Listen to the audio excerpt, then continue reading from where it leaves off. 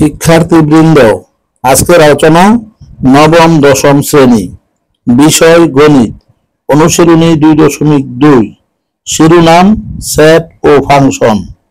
প্রশ্ন নং 11, যদি সি সমান 2, 5, ডি সমান 4, 6, 7, এক্স ইজ ইন সি এবং ওয়াই ইজ ইন ডি হয়, তাহলে সি ও ডি এর উপাদানগুলোর মধ্যে x+1 y সম্পর্কটি বিবেচনায় থাকে, তবে অন্যটি নির্ণয় করো।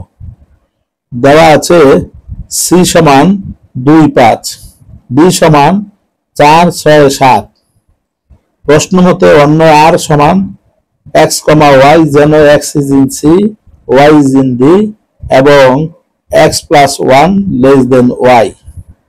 এখানে সি ক্রস ডি সমান সি এর মান 2, 5, ডি এর মান 4, 6, 7।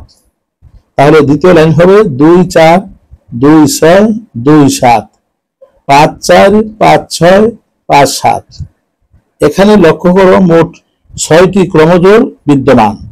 এই 6টি ক্রমজোড়ের মধ্যে x+1 y এর জন্য 2, 4, 2, 6, 2, 7, 5, 7 বিন্দুগুলো গ্রহণযোগ্য। সুতরাং অন্য আর সমান 2, 4, 2, 6, 2, 7, 5, 7 গ্রহণযোগ্য। ধন্যবাদ সকলকে।